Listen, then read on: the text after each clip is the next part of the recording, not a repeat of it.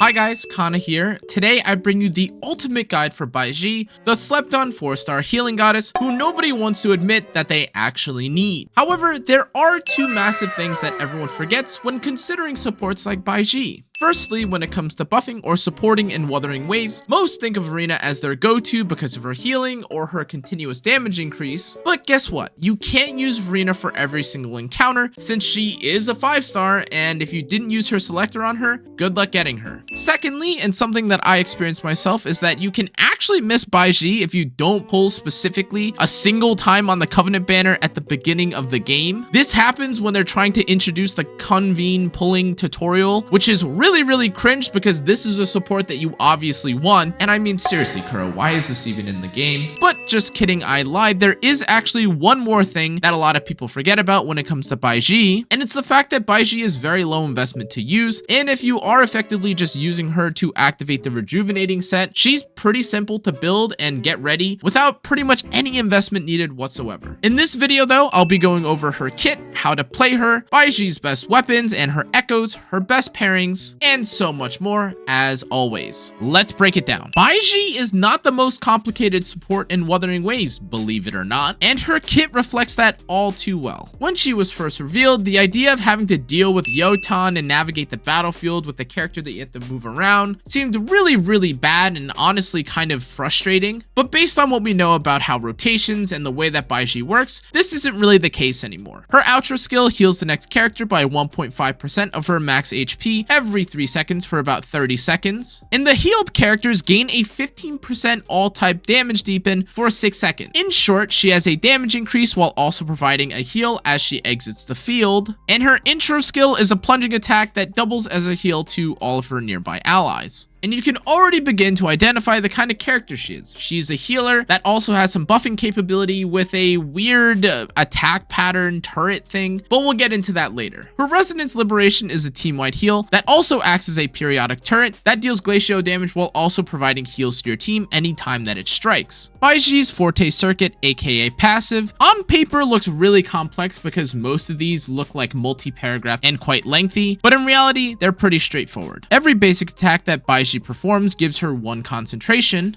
and when she consumes it, she heals all allies and provides herself Concerto alongside Resonance Energy. Her Resonance skill acts as an attack, but in reality, it's your go-to for activating the Rejuvenating Glow set and also healing your allies. And finally, her basic attacks, heavy swings, and dodge counters just act as damaging abilities, but as we know, the most that you'll honestly do for a character like this and most supports is do your 4 basics, since most of the time you're just trying to activate the attack increase, healing, or buffing when it comes to your support like Baizhi. As a final note, in case you were curious, the difference between Baizhi and VERINA's heals is decently noticeable, but these comparisons were done without gear on and without much investment since I'm still trying to gear my damage dealers and my other utility characters. Now let's talk gameplay. Baizhi does have the great benefit of being a support, which means that she is especially easy to play right now, especially since we're all resource starved, and all you really have to do is activate your echo of choice, usually the bell turtle, use your Resonance Liberation and Resonance skill off cooldown in order to maintain your attack increase from Rejuvenating Glow, and that's basically all you need to focus on. In some cases, you may need to fully stack your resource bar, aka Concerto energy, by doing a proper rotation in order to activate your outro effect quicker, but keep in mind that especially earlier, how reasonable or how realistic it would be for you to actually get off this rotation and get off your outro effect will vary, since the more time that you spend basic attacking or trying to activate and gain Concerto energy on this support, the less time you'll actually be doing meaningful damage to the boss. To be clear, this will definitely change in the future as you are able to invest more and you get more energy regen,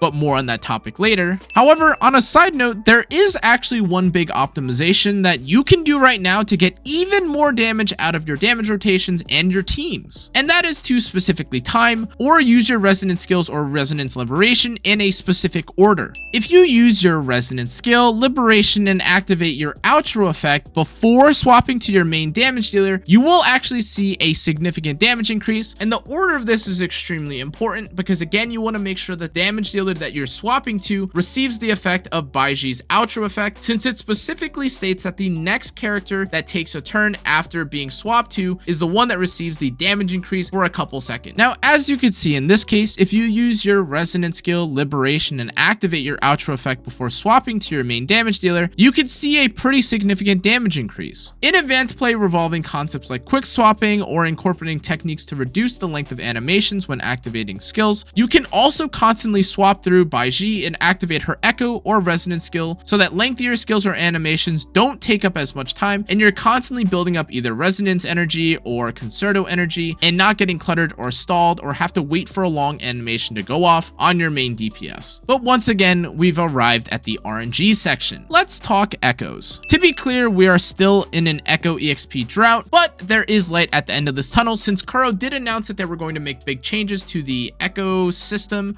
or the way that you get echo EXP, which is huge. That being said, this section will still look kind of weird. Traditionally, spreading your resources across your characters in a gacha game makes sense since you don't want them to die or you want them to heal more, contribute more, etc. However, this really isn't even the case for characters like Baizhi or even VERINA for two reasons. The echo sets or sonata effect, whichever you choose to label it as, by themselves already provide great value. And in truth, upgrading the echoes on supports really doesn't have the same level of impact that investing in a damage dealer does. As a result, there is huge value and priority, especially right now when upgrading DPS. And currently, players who are trying to clear the Tower of Adversity early are putting minimal effort into their healers and their supports, specifically because they have to use all of their echo EXP in upgrading their damage dealers or their hybrid DPS instead. As it stands, the only things that are worth investing in right now are unlocks that increase party members' damage from their forte tree, or upgrading in a valuable echo like the Bell Turtle, specifically for their unique effect on summon. For what it's worth,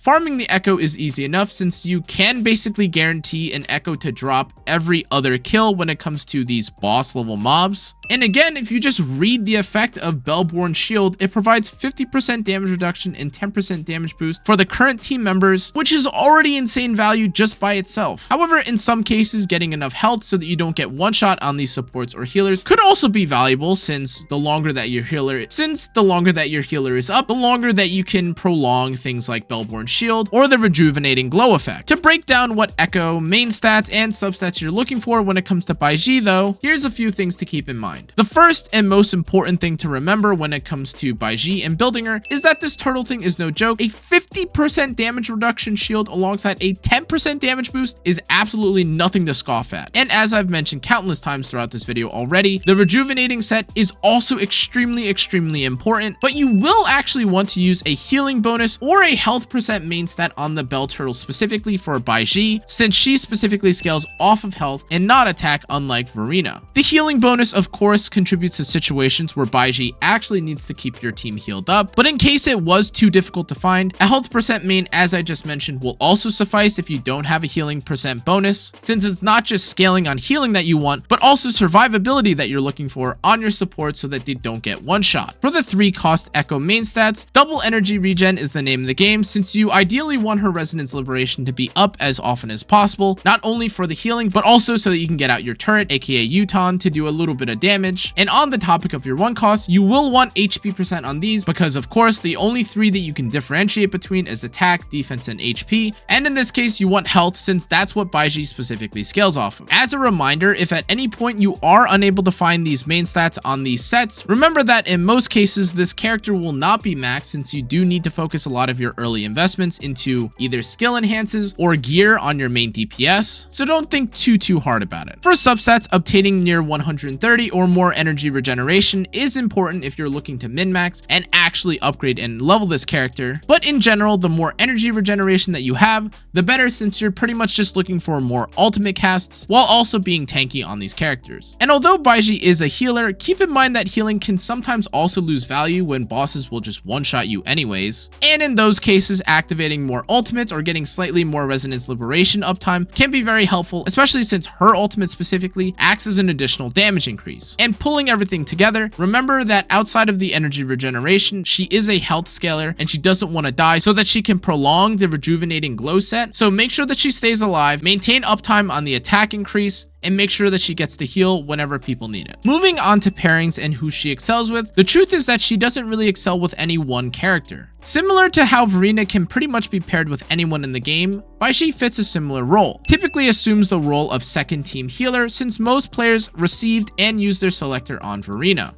For the sake of the next section, I'll be assuming that you decided to choose VERINA in this case, but even with VERINA selected, this doesn't mean that Baizhi loses value since you do need multiple teams if you do want to clear Tower of Adversity. That being said, VERINA does directly affect where or who you are actually using Baizhi with because of how much better she is compared to her. If you are using VERINA to make one team your absolute strongest, then you would slot Baizhi as the remaining healer into your second DPS team. Alternatively, if VERINA is being used to compensate for a weaker second team, Baizhi can slot in perfectly as a budget healer that can support your strong first team without much investment or commitment needed. On a side note, this debate also applies for VERINA versus Baizhi when it comes to the damage that they provide. But in this scenario, Baizhi definitely struggles compared to VERINA, who provides all the same effects but is AoE in the way that they work. When you're in a situation like this, compensating for your weaker or less invested in DPS, in this case with VERINA, makes sense. And when you have OP Adult Zhao instead here, feel free to use Baizhi since this guy was going to one-shot everything in the Tower of Adversity anyways. On the topic of strengths and weaknesses, we will unfortunately need to reference VERINA again, which does make me feel like a broken record, and I'm sorry. But these two are the only realistic healers in the game when it comes to accessibility. Let's start with her strengths though. Baizhi does have the ability to activate the Rejuvenating Glow set quite easily just by quickly pressing her resonance skill, and this serves a decent amount of value actually because unlike VERINA, who actually needs to commit to her Ultra effect, her resonance liberation, or heavy attack to proc the set, Baizhi can commit very little for decent value. Baizhi's all type damage increase does also make her available to all damage dealers, where some characters like Mortefi or Sanhua, if you were to use them as buffers, can't actually provide value if the main damage dealer that you're using has no value when it comes to their damage type increases. And although we touched on it earlier, another minor pro when it comes to her kit is that with her resonance liberation, it does technically still act as a damage increase since it is a turret that deals damage, and even if you swap to other characters and you end up hitting with it, it still hits, it still acts as a damage increase. Additionally, at the time of this writing, there isn't another character that heals and also throws out a damage bonus increase hitting thing at the same exact time, but honestly, this is a lot of coping. It's a decent ultimate. It does also reactivate or prolong your Rejuvenating Glow set. Hey, not all kits are perfect. Unfortunately though, in terms of weaknesses, Baizhi by herself does have a lot of long animations, which does make building her Concerto and then activating her Ultra effect quite a pain. And by comparison, VERINA has a specific combo that can be done very quickly to get her Ultra effect in seconds. Though this might not seem like that big of a deal, when every second counts and you need to beat a boss before time runs out, this contributes a lot of lost damage. Though this might not seem like that big of a deal, when every single second counts and you need to beat a boss before the time runs out, this contributes to a lot of lost damage. But what's worse than this, and is actually Baizhi's biggest weakness, is that if healing is of no concern, you could just argue running another sub DPS or another utility character instead of Baizhi. An alternative like Spectral Rover, and even their heal, does compare competitively against Baizhi, and they also have decent damage in their kit. Yang Yang, on the other hand, can also be used as the no healer needed support if you want energy regeneration, or if you'd also like clumping from her kit. And the newest hot support in the meta is Zhongjin, whose vacuum mobbing and crowd control is even better than Yang Yang, while also boasting decent damage too, depending on what build that you're running. Now, it may have sounded throughout this video that I've been bagging on Baizhi and she's not actually as strong as some of the other characters, but you'd actually be right. The secret behind this video is that although she has a lot of weaknesses and shortcomings, the honest truth is that there's only 2 healers in the game outside of Zhongjin, who technically you could use her for other purposes. And because of that, it does kind of feel like even with her shortcomings, you will need a character like Baizhi, especially since there are characters that will just shoot at you from out of screen or will hit you in the back of head when you're least expecting it. And therefore, no matter what, you're gonna need her on one of your teams. That being said, if you are a god gamer and you don't get hit whatsoever, then by all means, you don't need Baizhi. Feel free to take 2 or 3 DPS. Take Sanhua and Yang Yang for all I care. However, at the end of it all, guys, I do think that Baizhi is quite a good character, even despite everything that I've said. Again, you do need her. She does contribute a lot, both as a damage increase and as a healer.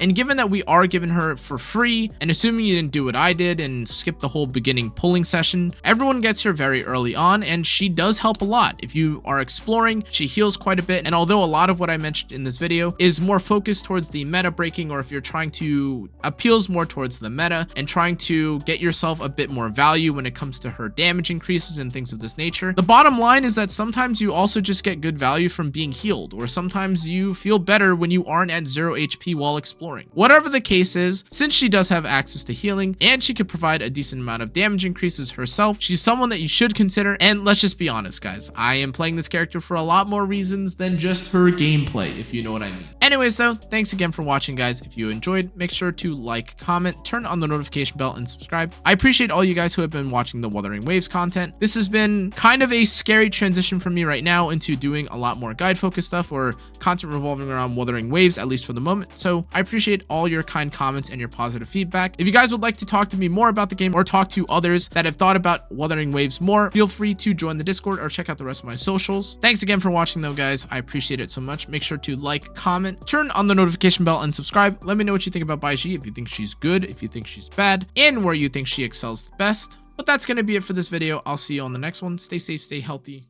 Good night. If you haven't heard this the past 10 times, YouTube really thinks that you would like this video, which I think you would also really like. So you should take a look at this video, because I know that YouTube also really wants you to click on this video. Click on this video. Haha.